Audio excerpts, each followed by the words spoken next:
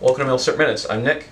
Today I'm here at Bull Moose Guns in Mint Hill, North Carolina, where I've been graciously invited by the owner to come and take a look at some of the guns they have for sale here and some of the guns that they don't have for sale and they keep in the personal collection.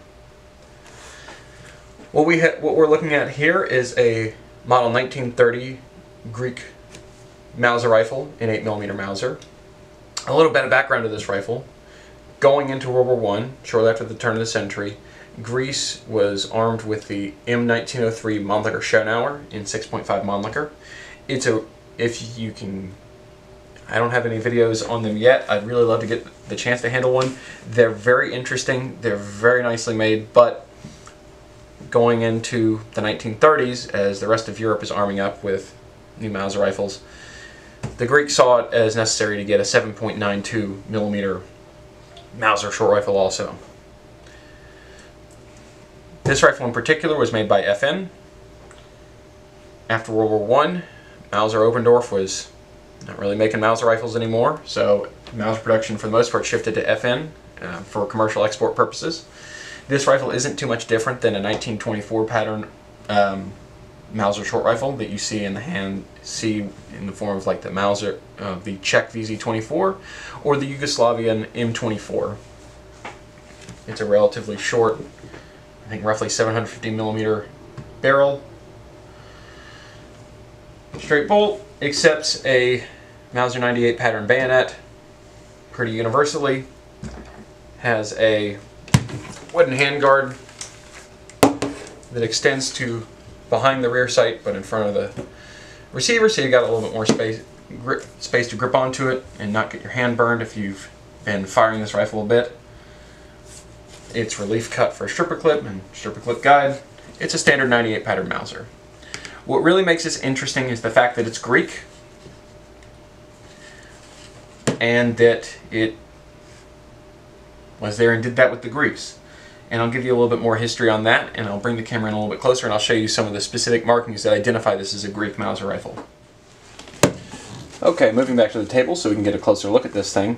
I'm going to start by taking a look at the receiver here and some of the markings that delineate this to be a Greek contract FN model 1930 short rifle.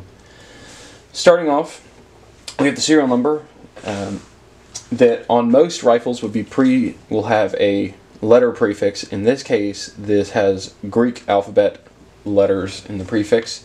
This one being Delta 2960. The bolt is non-matching, but it is in the Delta block still, so they were made within 10,000 rifles of each other.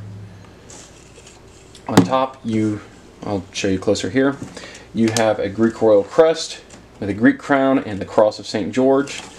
And you have, I'm assuming that probably translates to model 1930 or M1930, a Y, a pi, and 1930.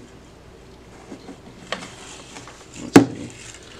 Moving back, it's very faint here, but here on the wrist, here on the wrist would be another cartouche that would have been the final cartouche added at the FN factory by the Greek military inspector, and it would take up most of this space here.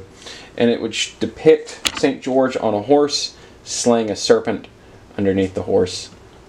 And I'll show you a better picture of that here. Finally, moving back a little bit further on the stock here, it's very hard to make out, but right there's another cartouche that has the same Greek royal crest on it, and around it in Greek it says Kingdom of Greece on it. And there's an overlook of the rifle.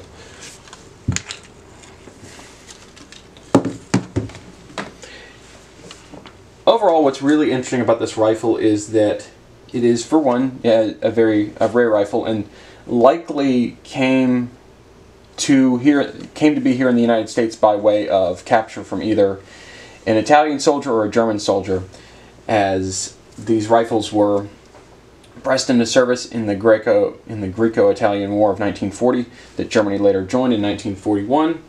Greece eventually lost, and many of these rifles would have been captured into German or Italian service and possibly made their way over to the West in Western Europe. What's really cool about this, though, is that looking at rifles like these get you thinking about countries you don't always think about that were participating. We're very much in the thick of it in this case World War II, but also World War I, and have been started fighting at the very beginning and were there until the very end. And nobody really thinks much about the Greeks and their contribution in the Second World War, but this is a good reminder of it. Like I say, thank you for watching.